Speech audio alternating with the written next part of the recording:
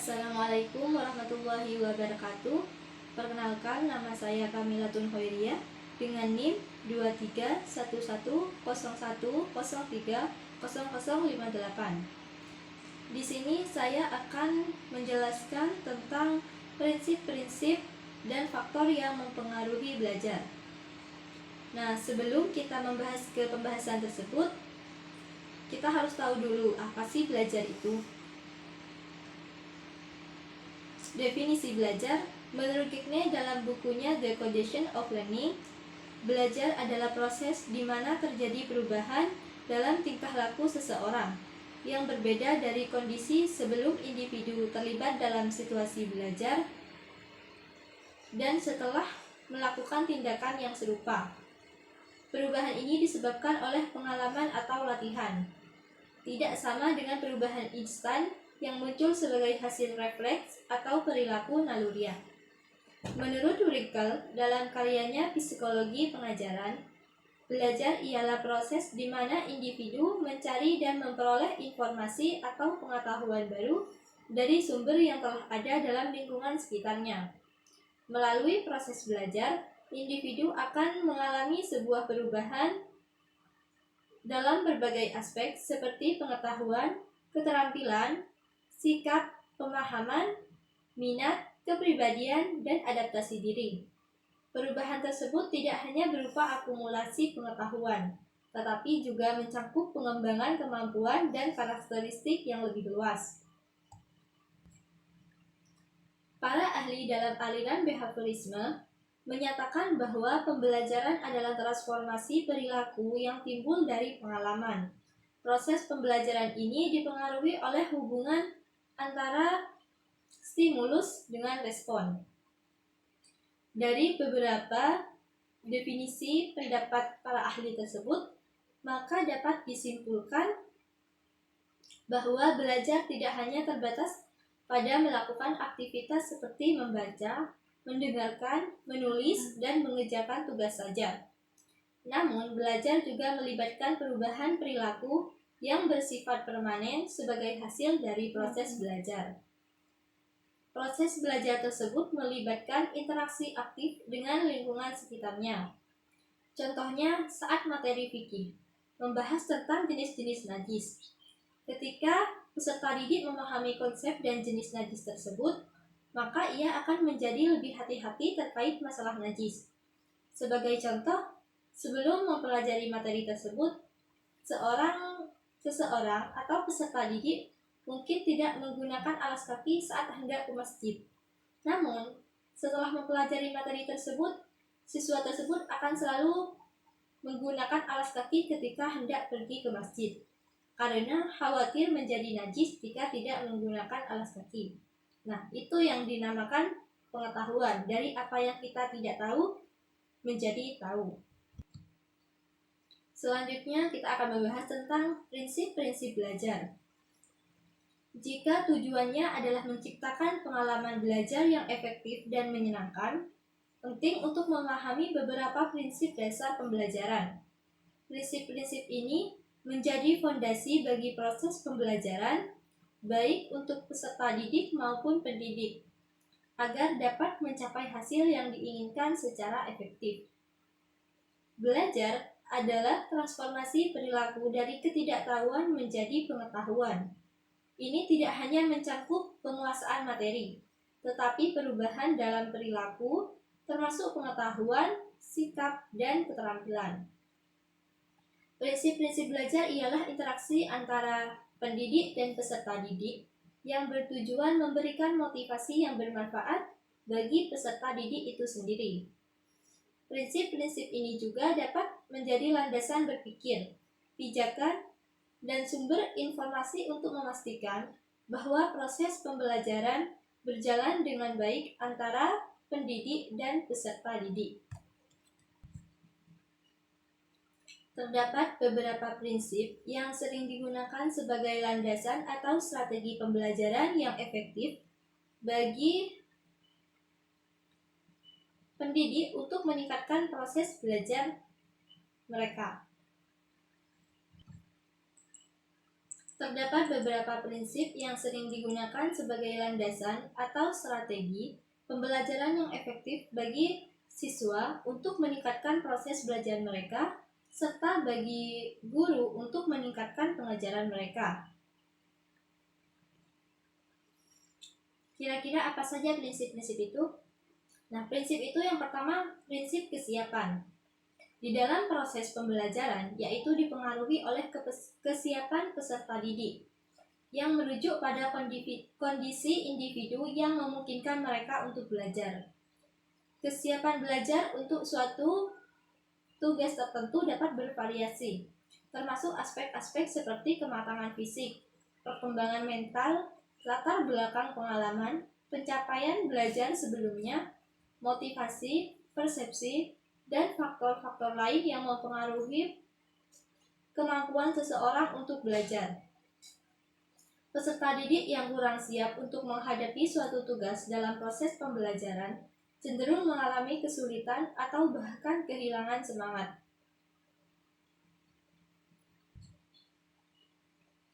Yang kedua, prinsip motivasi.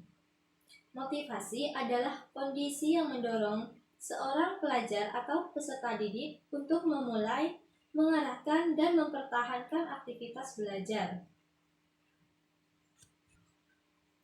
Motivasi bisa menjadi tujuan dan alat pembelajaran.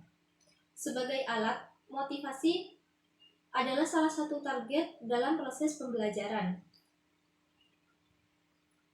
Sebagai tujuan, motivasi adalah salah satu target dalam proses pengajaran. Sebagai alat, motivasi memiliki peran penting seperti kecerdasan dan pencapaian belajar sebelumnya dalam menentukan keberhasilan pembelajaran peserta didik dari segi kognitif, afektif, dan psikomotorik. Motivasi merupakan elemen kunci dalam pembelajaran, dan pembelajaran tidak dapat terjadi tanpa adanya perhatian. Sesuatu dikatakan menarik perhatian jika secara spontan tertarik tanpa usaha atau ekstra.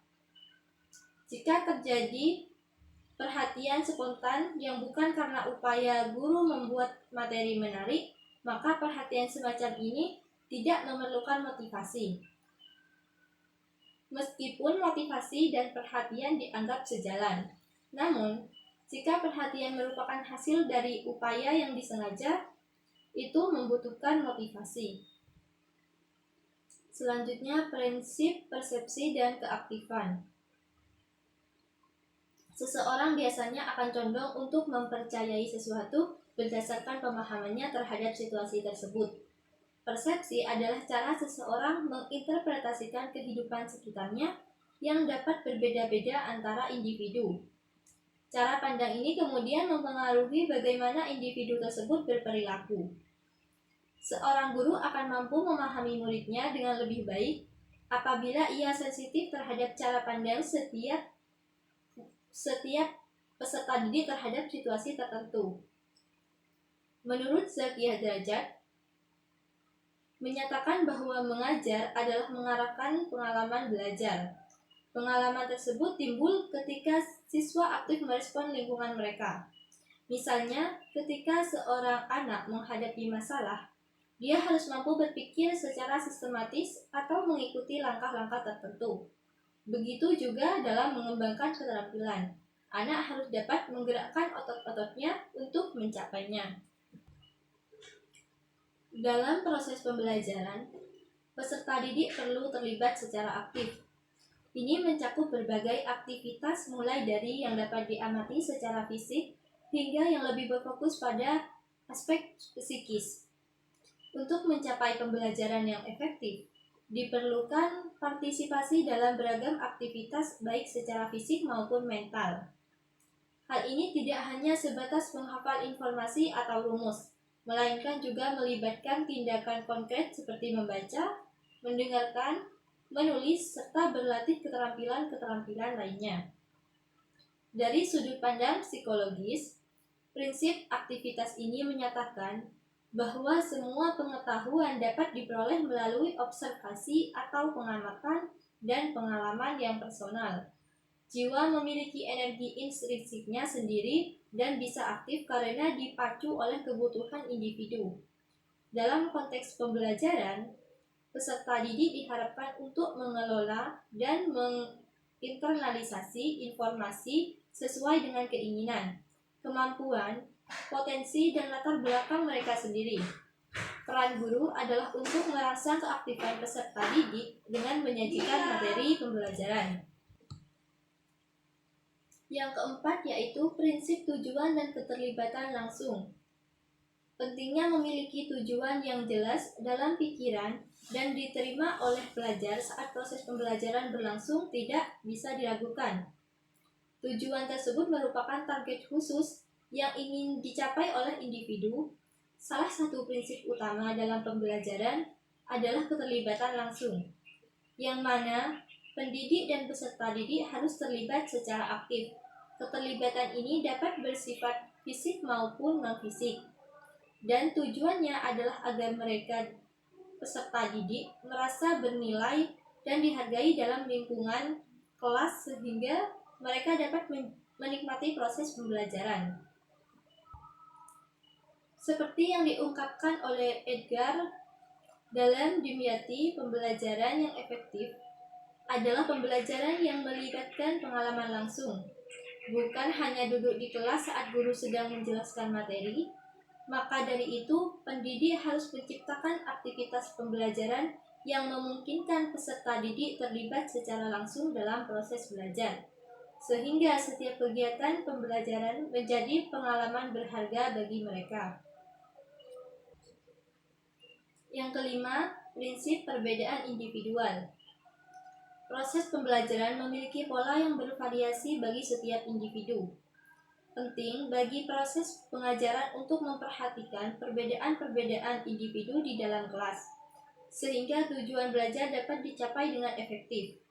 Sebuah pendekatan pengajaran yang hanya menargetkan satu tingkat kemampuan akan gagal dalam memenuhi kebutuhan semua peserta didik. Oleh karena itu, seorang pendidik perlu memperhatikan aspek-aspek seperti latar belakang, emosi, motivasi, dan kemampuan individu, serta menyesuaikan materi dan tugas pembelajaran sesuai kebutuhan tersebut. Saat ini, proses pembelajaran yang terjadi seperti kayak di sekolah masih sering berlangsung dalam format klasikal, di mana seorang guru menghadapi sejumlah besar peserta didik dalam satu kelas. Guru cenderung menggunakan metode yang sama untuk semua peserta didik tanpa mempertimbangkan perbedaan sosial, budaya, dan kemampuan. Padahal, setiap peserta didik memiliki karakteristik dan kepribadian yang unik atau berbeda. Mereka memiliki berbagai macam ciri fisik dan sifat-sifat individual yang beragam. 6. Prinsip transfer, retensi, dan tantangan. Belajar dianggap bermanfaat ketika seseorang dapat menyimpan dan mengaplikasikan pengetahuan yang didapat dalam konteks yang berbeda. Pengetahuan yang diperoleh dalam satu situasi kemungkinan akan berguna di situasi lain. Sebuah proses yang dikenal dengan transfer. Kemampuan seseorang untuk mengingat dan menggunakan kembali pengetahuan tersebut disebut retensi. Pengetahuan yang dipelajari dan dipahami dapat dimanfaatkan oleh pelajar dalam situasi yang baru. 7. Prinsip belajar kognitif. Belajar kognitif mencakup proses pengenalan dan penemuan serta melibatkan koneksi antara elemen-elemen, pembentukan konsep, identifikasi masalah, dan kemampuan dalam menyelesaikan masalah untuk menciptakan perilaku baru. Aktivitas mental seperti berpikir, menalar, menilai, dan berimajinasi terkait dengan proses belajar kognitif ini. Tingkat kesulitan belajar bisa bervariasi dan membutuhkan berbagai jenis aktivitas mental. 8. Prinsip belajar afektif. Pembelajaran afektif melibatkan beberapa aspek, antara lain emosi, motivasi, minat, dan sikap. Prinsip pembelajaran afektif adalah memahami bagaimana mereka bereaksi atau terlibat dengan pengalaman baru yang mereka alami. Dalam konteks ini, belajar tidak hanya tentang peningkatan pengetahuan atau keterampilan, tetapi juga tentang bagaimana individu memproses dan merespon secara emosional terhadap informasi atau pengalaman yang mereka alami. 9. Prinsip belajar evaluasi. Mempelajari evaluasi bisa memengaruhi bagaimana seseorang belajar sekarang dan di masa depan, serta memungkinkan mereka untuk mengukur kemajuan dalam mencapai tujuan mereka. Ini berarti bahwa memahami konsep evaluasi, seseorang dapat meningkatkan cara belajar saat ini sambil memiliki kemampuan untuk mengevaluasi kemajuan mereka terhadap tujuan yang ingin mereka capai di masa mendatang melalui pelatihan evaluasi. Secara umum, prinsip-prinsip belajar berkaitan dengan pertama, perhatian dan motivasi. Perhatian memiliki peran yang sangat penting dalam proses pembelajaran bagi peserta didik. Keberhasilan pembelajaran tergantung pada seberapa besar perhatian yang diberikan oleh peserta didik terhadap materi pelajaran yang disajikan. Ketika materi pelajaran sesuai dengan kebutuhan murid, maka perhatian terhadap pembelajaran akan muncul secara alami. Namun, jika perhatian ini kurang pada peserta didik, upaya untuk membangkitkan kembali perlu dilakukan. Yang kedua, keaktifan. Pada setiap proses pembelajaran, peserta selalu menunjukkan tingkat keaktifan yang bervariasi. Keaktifan tersebut dapat berwujud dalam berbagai bentuk, mulai dari aktivitas fisik yang dapat diamati dengan mudah, hingga aktivitas psikis yang lebih sulit untuk diamati. Aktivitas fisik bisa mencakup membaca, mendengarkan, menulis, melatih keterampilan, dan lain sebagainya. Contoh dari aktivitas psikis termasuk memanfaatkan pengetahuan yang dimiliki untuk memecahkan suatu permasalahan, membandingkan konsep-konsep, menyimpulkan hasil percobaan, dan aktivitas psikis lainnya. 3. Keterlibatan langsung dan pengalaman. Dalam diri peserta didik terdapat beragam kemungkinan dan potensi yang bisa tumbuh dan berkembang. Potensi yang dimiliki oleh peserta didik akan mencapai puncaknya menuju arah yang baik dan optimal jika diberi arahan yang tepat serta kesempatan untuk mengalami hal tersebut secara langsung. Yang keempat yaitu pengulangan. Teori psikologi daya menyoroti pentingnya pengulangan dalam proses pembelajaran. Konsep ini menekankan bahwa belajar melibatkan latihan dan pengembangan berbagai kemampuan manusia, seperti observasi atau pengamatan, respon, ingatan, imajinasi, persepsi, emosi, dan pemikiran. Dengan melakukan pengulangan, kemampuan-kemampuan tersebut akan semakin berkembang. Seperti halnya pisau yang terus diasah akan menjadi semakin tajam. 5. Tantangan. Jika seorang pengajar ingin mendorong perkembangan dan semangat peserta didiknya untuk mencapai sebuah tujuan, strategi yang diperlukan adalah memberikan tantangan dalam proses pembelajaran. Tantangan tersebut dapat berupa berbagai jenis kegiatan, materi, serta alat pembelajaran yang dipilih dengan cermat. Dalam upaya untuk mendorong peserta didik mengatasi hambatan dengan baik, materi pembelajaran haruslah menentang. Keberadaan tantangan tersebut dapat meningkatkan semangat peserta didik untuk menghadapinya. Materi pembelajaran yang mengharuskan peserta didik untuk memecahkan masalah dan melakukan analisis dapat menciptakan rasa tantangan yang mendorong mereka untuk belajar dengan lebih intensif. Selanjutnya yaitu faktor-faktor yang mempengaruhi belajar. Terdapat banyak sekali faktor yang mempengaruhi belajar. Faktor di sini yaitu elemen atau variabel yang memiliki pengaruh atau kontribusi terhadap suatu fenomena atau hasil tertentu. Faktor yang mempengaruhi belajar bisa jadi faktor internal maupun faktor eksternal. Faktor internal merujuk pada elemen-elemen yang timbul dari dalam individu dan memiliki potensi untuk memengaruhi prestasi belajar mereka. Komponen internal ini mencakup aspek fisiologis dan psikologis dari individu tersebut. Faktor fisiologis. Faktor fisiologis merujuk pada elemen-elemen yang terkait dengan keadaan tubuh individu. Ada dua jenis faktor fisiologis yang dapat dibedakan. Pertama, keadaan fisik seseorang. Biasanya keadaan fisik seseorang memiliki dampak signifikan pada kemampuan belajarnya. Saat tubuh dalam keadaan sehat dan kuat, itu akan berkontribusi positif pada aktivitas belajar mereka. Sebaliknya, jika tubuh dalam keadaan lemah atau sakit, itu dapat menghambat kemampuan mereka untuk mencapai hasil belajar yang optimal.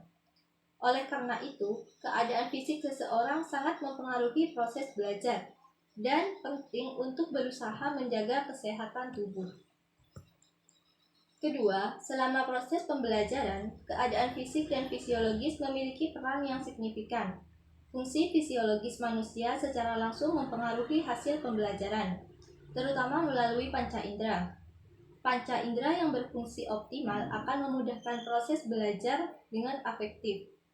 Panca indera ini merupakan pintu masuk utama bagi informasi dari lingkungan sekitar yang diterima oleh manusia, memungkinkan mereka untuk memahami dunia di sekitar mereka. Dalam konteks pembelajaran, mata dan telinga memiliki peran khusus yang penting.